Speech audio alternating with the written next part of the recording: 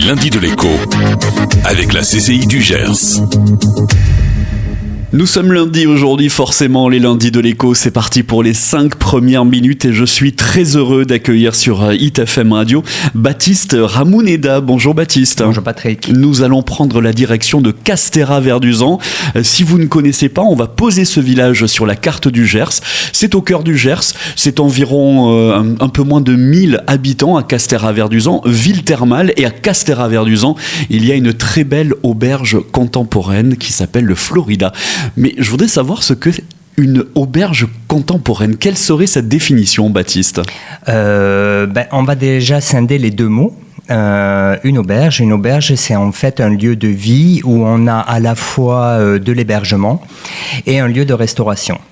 Contemporaine, pourquoi ? Parce qu'en fait, j'ai voulu apporter une touche personnelle qui était en fait cet équilibre entre une histoire familiale et des influences dans l'air du temps.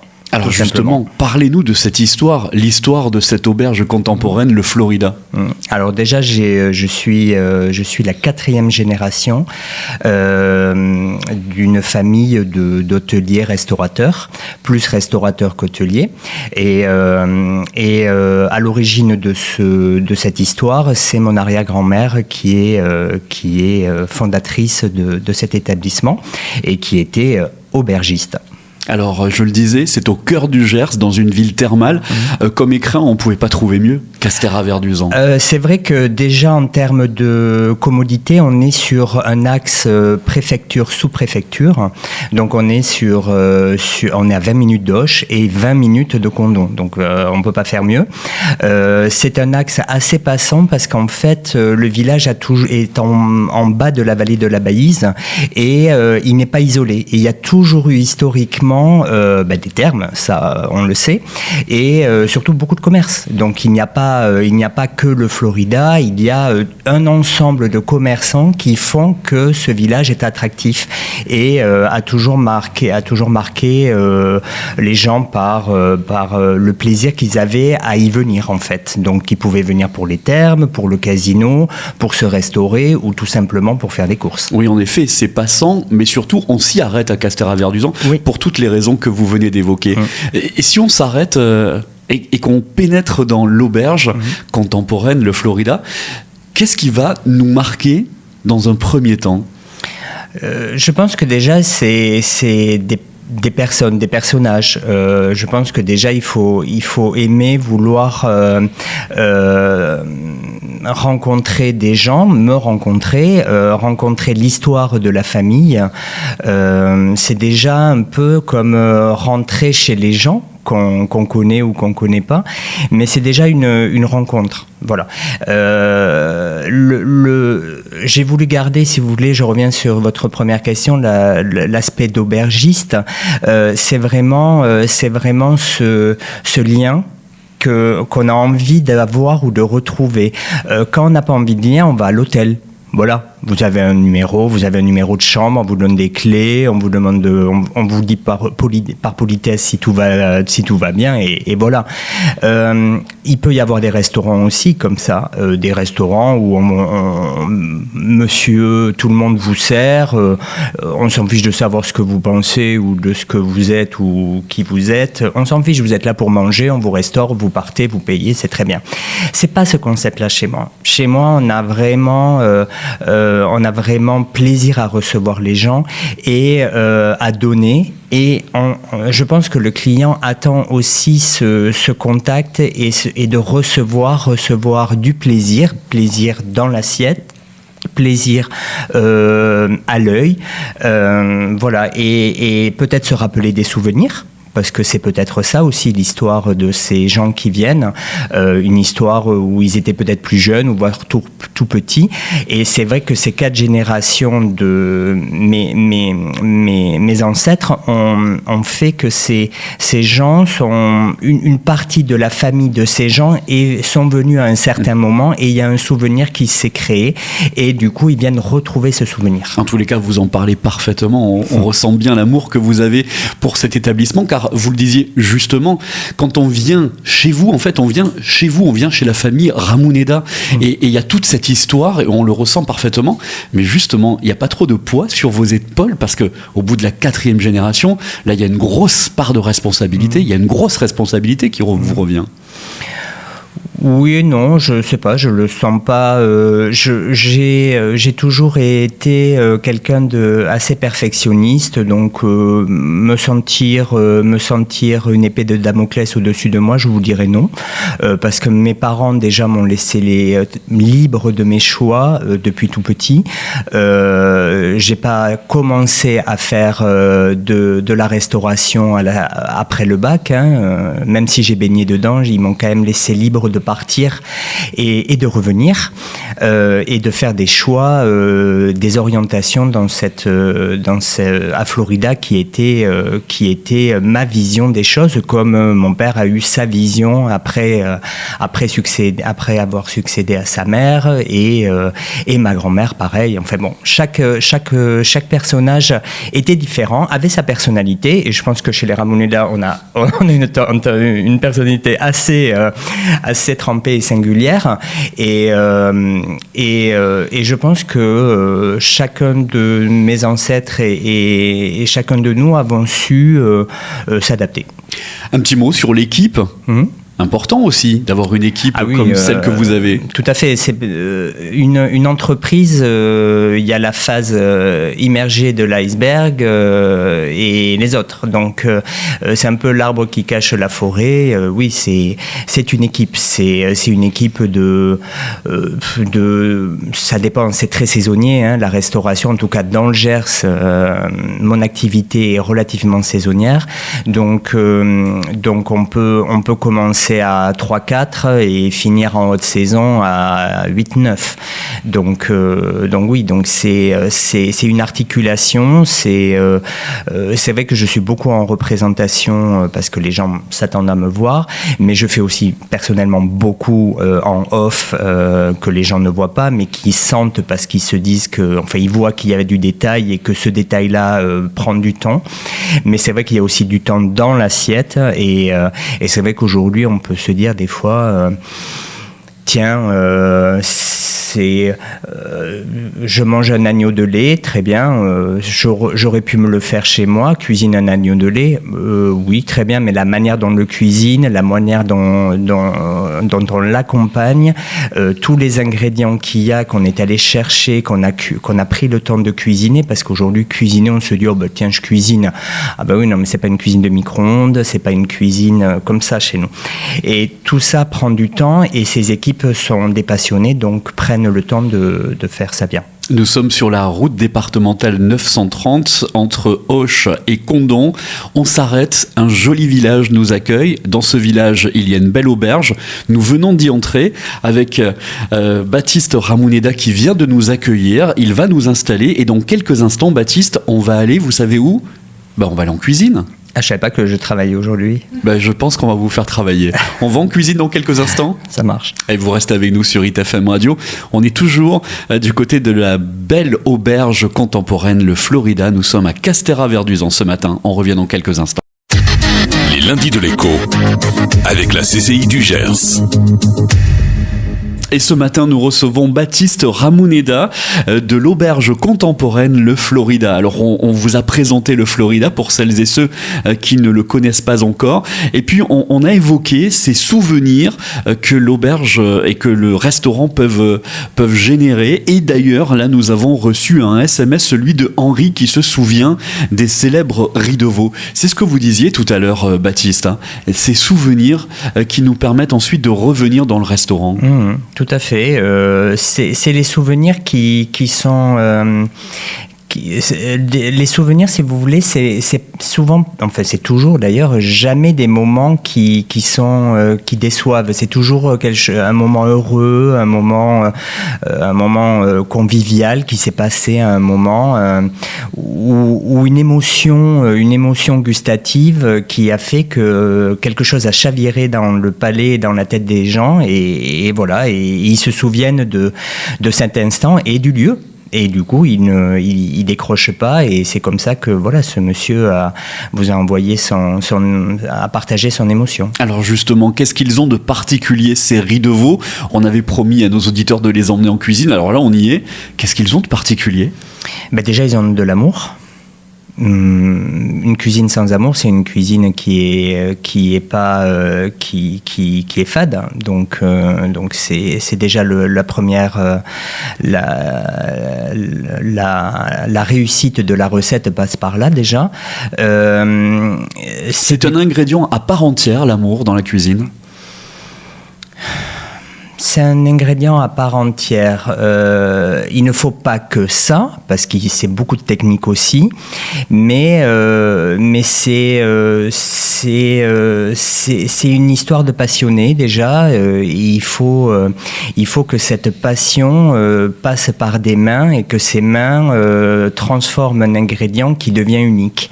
Et voilà, donc le riz de veau a traversé, dans 2 ans, nous fêtons nos 90 ans, va traverser 90 ans d'histoire.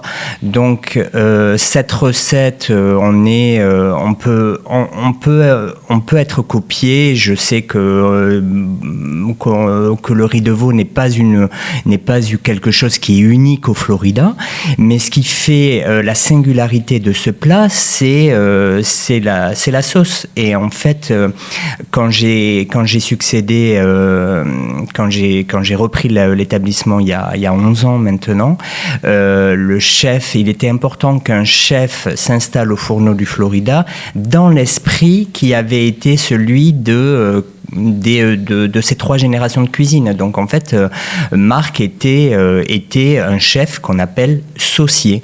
Et ce qui fait la différence et ce qui fait l'émotion d'un plat aujourd'hui, c'est ce jus, c'est ce bouillon, c'est cette crème, c'est cette sauce qui fait que ça devient singulier.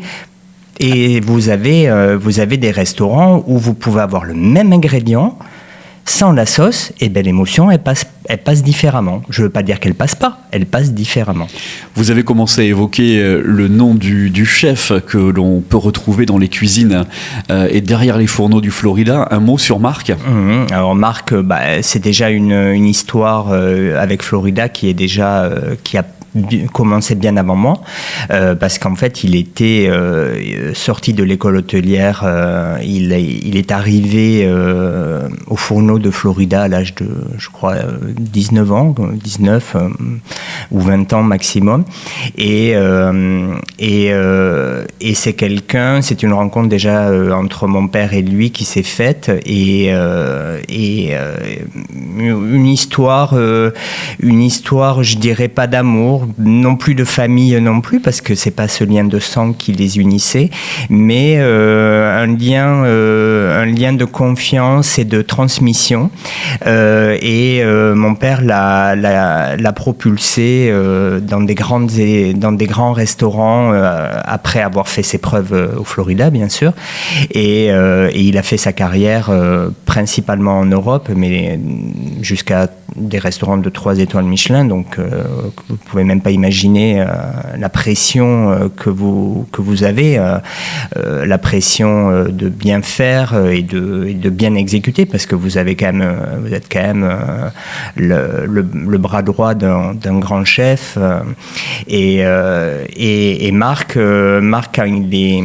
quand je suis arrivé, j'ai dit à papa, tu ne peux pas continuer à plus de 65 ans à faire la cuisine infiniment, parce que ton fils a repris l'établissement. Donc Marc était pour nous, pour mon père surtout, était une évidence, parce que c'était quelqu'un qui suivait depuis qu'il était passé à Florida, et c'était presque devenu son fils spirituel, son fils qu'il a peut-être toujours souhaité vouloir succéder au Fourneau, mais ça c'était pas possible, c'était pas ce que j'avais souhaité. Je souhaitais reprendre l'établissement, mais j'avais pas voulu souhaiter le succéder en cuisine. Et Marc était devenu comme ça ce fils illégitime. Mais tellement légitime derrière les fourneaux. Exactement. Et donc quand j'ai décidé de reprendre l'établissement, Marc était une évidence pour papa, et cette histoire date, est là depuis que je suis revenu. Alors il y a ces célèbres riz de veau, mais pas que. Qu'est-ce qu'on retrouve dans les assiettes que l'on nous apporte sur ces belles tables au Florida? Déjà, il faut comprendre que la société déjà est plurielle. Aujourd'hui, il faut savoir garder une certaine tradition, garder ce terroir que nous offre le Gers, cette diversité à la fois dans les légumes, mais dans la viande. Donc déjà la partie viande, on a parlé des riz de veau, on a l'ADN du Gers, c'est le foie gras.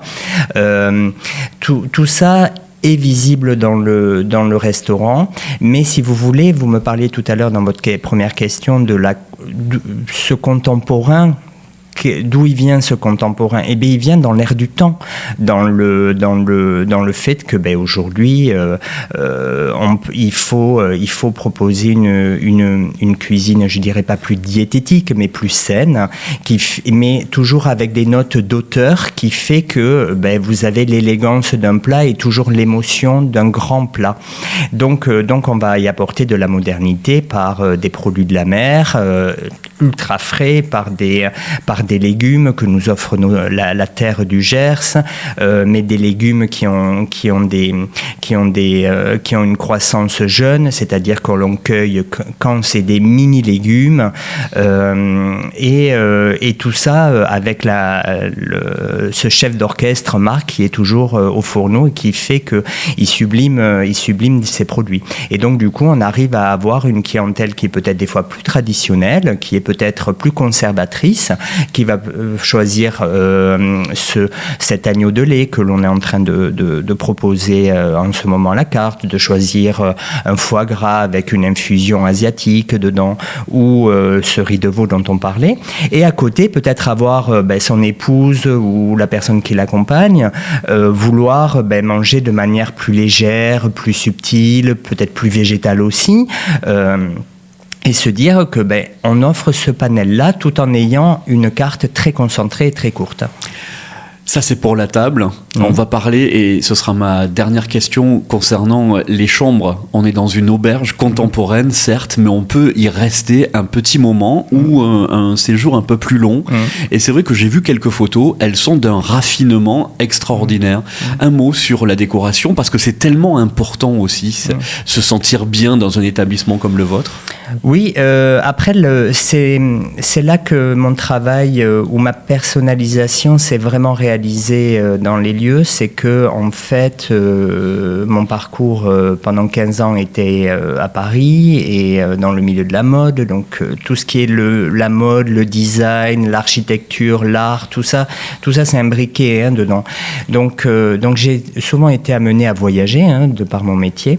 Et à chaque fois que je rentrais dans des hôtels, tout ça, je me disais, ah là, Baptiste, si un jour tu fais quelque chose, pas forcément à Florida, mais tu fais quelque chose ou tu crées quelque chose, il faudrait que quand tu rentres dans cette chambre, il y ait ceci, que tu puisses faire cela, comment t'aimerais te sentir. Donc en fait, ces chambres que j'ai créées, que je recrée, parce qu'à l'origine des lieux, c'était une auberge, donc il y avait des petites chambres. Il faut s'imaginer que dans les années 40, 45, avant-guerre, avant la Deuxième Guerre, ou pendant la Deuxième Guerre, il y avait, c'était des petites, des chambres de 10 mètres carrés, et la salle de bain se partageait au bout du couloir.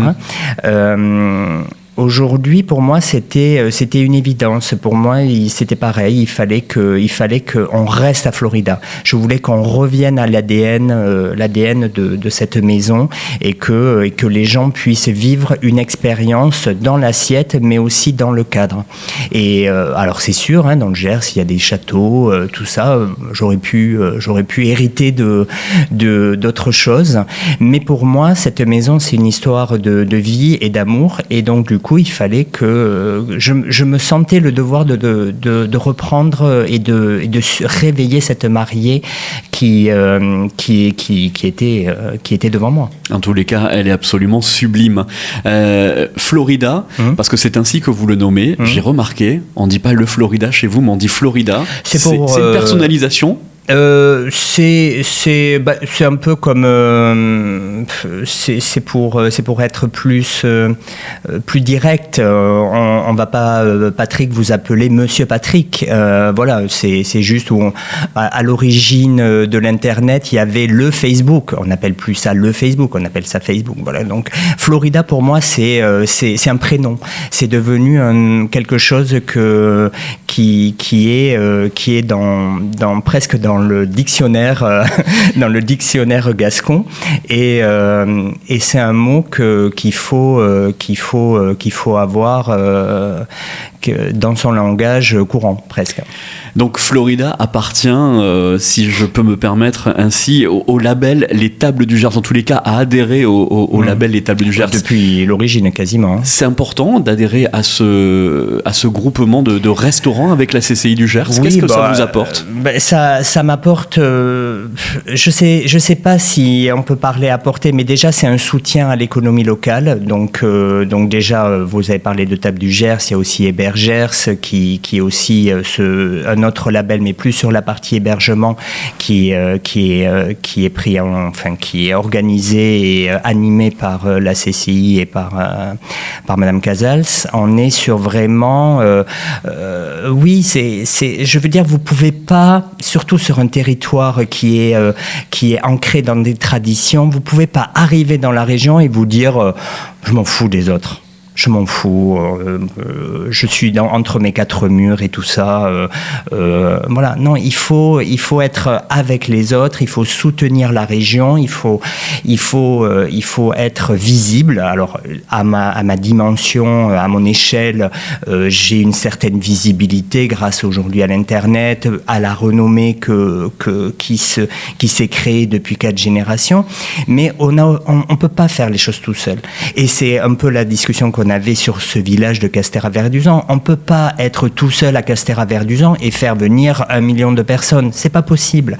C'est une question d'attractivité. Et bien le Gers, c'est la même chose. On a besoin d'être ensemble, d'être avec les Armagnacs, avec les tables, avec les hébergeants, avec les